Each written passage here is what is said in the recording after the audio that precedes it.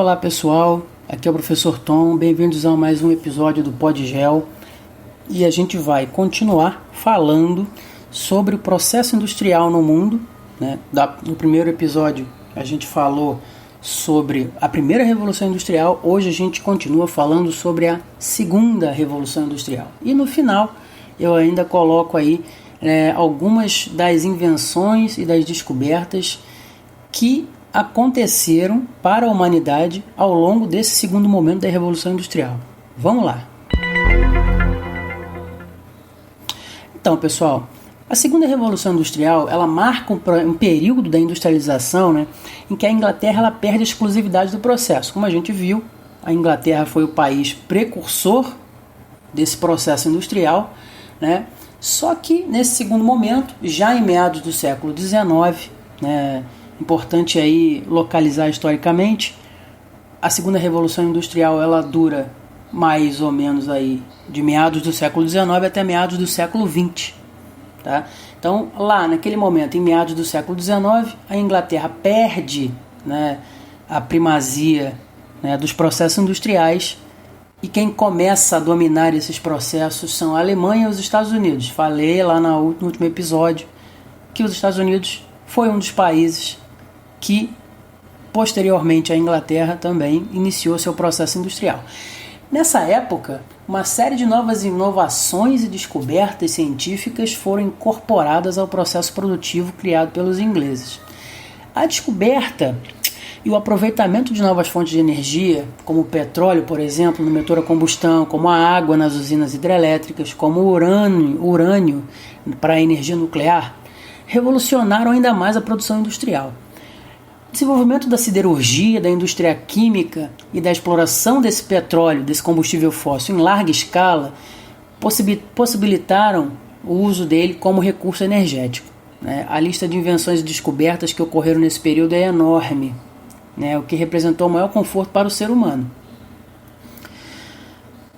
O desenvolvimento e o aprimoramento dos meios de transporte, né, movidos a combustível, também garantiram a expansão das mercadorias e da própria indústria para regiões mais distantes. Porque no primeiro momento, né, no início do processo industrial, era importante que as indústrias estivessem próximas às suas matérias-primas. Já essa necessidade começa a já não ser mais tão grande a partir desse momento. Então, assim, nesse período foram criados os motores de combustão interna e a energia elétrica, né? A industrialização ela passa a operar de maneira integrada ao desenvolvimento científico, que se intensifica nesse período, né, de modo a otimizar ainda mais a produção e os custos, e assim, no capitalismo, né, aumentar os lucros.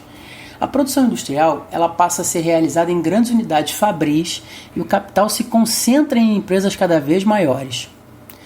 Nessa época, muitas dessas empresas foram aos poucos se agrupando e eliminando a concorrência de empresas menores, né, concentrando o monopólio da produção em suas mãos. Os grandes conglomerados, como ficaram conhecidos, se espalhavam pelo mundo e demonstravam à época a força que o capital tinha de se acumular e mesmo assim permanecer sob o controle de poucas empresas. Com as fusões, muitas delas deixam de ser familiares e se transformam em sociedades anônimas, com inúmeros acionistas, desde bancos a pequenos, grandes e médios investidores. Foi nesse momento histórico, nesse momento do processo industrial, que a produção de bens de consumo, como vestuário, alimentos, automóveis, né, ganha destaque em relação às indústrias de base. O que é a indústria de base? A indústria de base é aquela indústria que produz matéria-prima para outras indústrias, né? Siderurgia, a química, a metalurgia. Né? A indústria automobilística torna-se o carro-chefe dessa fase. Né? O aperfeiçoamento das técnicas de produção, o aproveitamento de outros recursos naturais, como a matéria-prima e recurso energético, o desenvolvimento dos meios de comunicação, como o telégrafo e o telefone, e principalmente a expansão das indústrias para outros países, são características dessa segunda revolução industrial. Nessa época, as potências europeias realizaram a expansão imperialista na África e na Ásia, no século XIX. Assim, eles conquistaram novos territórios e mercados, enquanto na América, os Estados Unidos despontavam como o país industrializado. Na busca dos maiores lucros, elevou-se ao extremo a especialização do trabalho, a produção foi ampliada e passa-se a produzir artigos em série, o que barateava o custo por unidade e aumentava o lucro. Surgiram as linhas de montagem, na forma de esteiras rolantes, por onde circulavam as partes do produto a ser montado, de modo a que o processo de montagem desse produto fosse dinamizado. A Ford, a indústria automobilística Ford, do empresário Henry Ford, que foi fundada nos Estados Unidos, foi a primeira a fazer uso dessas esteiras que levavam o chassi do carro a percorrer toda a fábrica. Ela inova com esse método de produção em massa, especializando a mão de obra, em tarefas simples e repetitivas, além de incorporar essa esteira rolante ao longo do processo, fazendo com que o produto passe por várias fases, por várias áreas da fábrica. Com essa especialização, a produção passa a ser planejada e controlada, separando o trabalho intelectual do trabalho braçal. Os operários, eles montavam os carros com as peças que chegavam em suas mãos em outra esteira. Esse método de racionalização é que foi chamado de Fordismo. Então a gente tinha funcionários, empregados especializados em fazer uma determinada função, uma determinada ação, e eles entravam na fábrica para apertar o parafuso e eles se aposentavam na fábrica apertando o parafuso.